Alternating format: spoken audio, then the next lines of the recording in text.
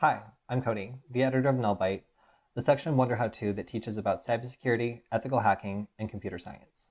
Today, we're going to continue our section on cyber weapons, which is going to be a section that kind of focuses on the various weapons of war that are actually used in cyber conflicts around the world by cyber warriors, pen testers, and hackers worldwide.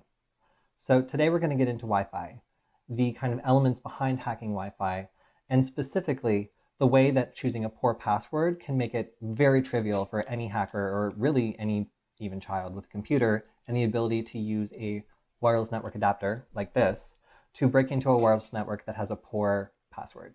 So normally sitting behind a computer and attempting to guess the password would be a pretty inefficient way of trying to break in. But there's a flaw in the way that Wi-Fi has to communicate in order to establish a secure connection that actually makes it fairly easy to break in. So a wireless network like this is capable of two different things: packet injection and monitor mode. So monitor mode means the ability to listen to a whole bunch of networks all around you instead of just listening in on one, the way that you might have a conversation with one person in a room that's full of people all having various conversations. You can't listen to all of them at the same time while still having a quality conversation with the one person, so you choose to kind of filter them out and only stay on kind of the one channel in this case. So when a card is in monitor mode, it's able to actually scan around and listen to the entire room and kind of give you an indication of what it looks like in the general area. So a card that's capable of monitor mode is able to look around and tell us exactly what is around us and what might be vulnerable to an attack like this. So a card like this is between $12 to $30. And another favorite of ours is the Panda PAU05 adapter. This one doesn't have quite the range we're looking for in this test, but it is kind of discreet and cool.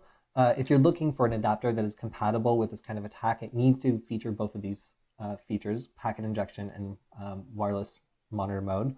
So be sure to check out our guide on which ones actually meet this requirement. And we also have a follow-up guide that is actually a test where we recorded the results of using these things and kind of give you an indication of which ones might kind of meet your needs depending on what it is you're trying to do. So in order to understand how this attack works, we need to understand a little bit about the way WPA and WPA2 work. Those are currently the best we have in terms of encryption for wireless networks. But if we use a weak password, I'll demonstrate how that can allow an attacker to break into your network. So a wireless communication has two different components: the access point, which provides the wireless network like a router, and then the client, like a laptop, a cell phone, or another device that uses Wi-Fi to access the internet. Now, in order to begin connecting, these two have to exchange a hashed version of the shared key in order to authenticate and make sure that this computer, this host, is able to connect to this AP. Actually, we'll call this a client. So any client, be it a cell phone, laptop, Roku, a streaming device, a home media device, Internet of Things device, will connect to the access point. And anytime that it's disconnected, it'll have to share this key again. So that's a problem, because if we are waiting right here, if we are in range of this wireless network, we can simply, if we have one of these wireless network adapters that's capable of it, send a signal to the access point and to the client, where the access point thinks it's the client sending a message, and the client thinks it's the access point sending a message, and what we say is disconnect. So with that simple instruction, we break this connection. They have to reconnect in order to continue doing whatever it is the user is doing with the internet. And as a result, by sitting right here, we can listen in and capture the key. Now, once we have the handshake, is what it's called, we're able to, at that point, leave. We don't need to be here anymore. We don't need to be in range, because as soon as we guess the password against that key, then we know that we've gotten it. So the interesting thing is, using your computer's CPU and GPU, you are able to actually speed up the process of guessing so quickly that if you have a high quality list of passwords, usually stolen passwords like the RockU password list, which we'll get into later, lists like this allow a computer to guess so quickly that if a password is weak, or if a lot of people have used it, if it's like password or 1234567 or something else that's not a very good password, then you'll be able to crack it in a matter of minutes or possibly seconds. So again, this is up to the user. If the person here who set up the access point sets it for something that's very, very secure, then this kind of attack is just not going to work, because you would need a very complicated system in order to guess what this is, and a lot of processing power to churn through enough wrong guesses to eventually get to the right one. In this case, if we have a bad password, it's more efficient to run this kind of attack. So today I'll be demonstrating how you can do that in a matter of seconds, and the way that it's really, really important that you change the password, because it can just take anywhere between 7 and 20 seconds to break into a network with one that's not secured correctly. So let's dive into that now. In order to do this, we'll need a Linux distribution. So in this case, we're going to be using Parrot Security OS. Parrot Security OS is like Kali Linux in that it's an offensive Linux distribution designed for penetration testing. However, it feels more like a desktop environment than Kali Linux does. So in general, if you're looking to do something more than just attack networks, it'll allow you to maybe have a laptop or a dedicated device that's actually specifically for doing this, and maybe not have to jump back and forth as much as you would with something that's more specifically kind of for hacking. So you can get Parrot Security OS from their website, and you can also download a lighter version of it called Parrot Air. And Parrot Air is great because it's smaller, and it mostly includes the tools that are specific for wireless attacks. So for this tutorial in particular, you don't need to download the whole version. If you want to just mess around with wireless networks, in general, you can get away with downloading Parrot Air. So you're going to need a virtual machine in order to do this. I'm using VirtualBox, and VirtualBox is fine because it's free and anyone can get started on it very quickly. So in order to run this, you'll download the image of Parrot Security OS, and you'll boot it in VirtualBox to create this wonderful virtual system, and that will give you the ability to run the attack that we'll be studying today, which is the Airgeddon framework. So Airgeddon is developed by a developer called Visitor, and he decided to create something that is a wireless attack framework that allows you to automatically attack wireless networks like Wi-Fi networks, taking advantage of the various flaws that modern WPA and WPA2 systems have. So that's a big deal because most people rely on WPA and WPA2 for security. So in order to test this out, let's go to Applications, Wireless Testing, and then 802.11 Wireless Tools, and we'll see this spooky alien logo, which lets us know that is Airgeddon. And as it runs, we'll see this scary, spooky spaceship by Visitor. And it'll very quickly check to see if we have the scripts that we need in order for it to run. And if not, then if you're in Kali Linux, you might notice several of these are not present or not found. But you can either try to install them yourself, or you can just run Parrot, in which you can see everything is included by default, so we can just breeze through this step. So now you'll notice that my wireless network adapter is not included. So if you're running a virtual machine, especially VirtualBox, you'll need to go to Devices, USB, and then select the correct device. In this case, the Atheros is the chipset on the TP link that we'll be using today.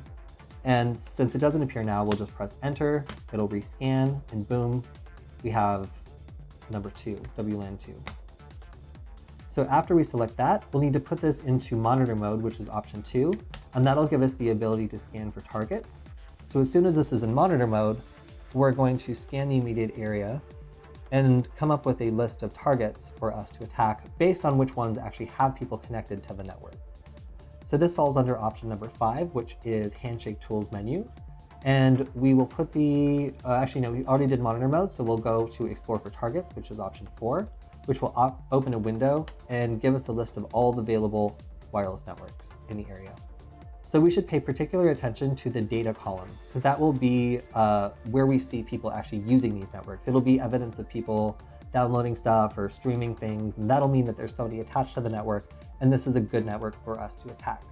And we should leave this running in general for about 20 to 30 seconds in order to generate a good representation of what's in the area, and also so we don't miss anything that might be broadcasting packets a little bit less frequently. So at this point, we've let it run for about 30 seconds, and we have a number of candidates. So by pressing Control-C, Airgeddon will give us a list of all the different networks that have people connected. In this case, we only have one, which is our test network. So we'll select option 3 to take all the information from it and put it into our attack formula. So at this point, we've copied the BSS ID, the channel, the ESS ID, and the type of encryption. And we're going to, at this point, move on to option number 5, which is capture the handshake. So we have 3 different options, 3 different attacks, and different ones will work differently on different networks. I generally recommend starting at 1 and just going right through because 1 tends to work the most frequently against the most networks. So we're going to attempt this, which will use our wireless network card to send out deauthentication packets, which will attempt to temporarily kick off any clients that are connected to this network. Now, this is one of the points I should note. If you do not have permission to do this against the network, this is the point where you would cross the line to doing something illegal. So as soon as you start kicking people off their network, you're actually committing a denial of service attack, even though it is a very small one. So it's important to note that these techniques are powerful and should not be used against basically any network you don't have permission to use. So with permission to use this network, we will select option 1.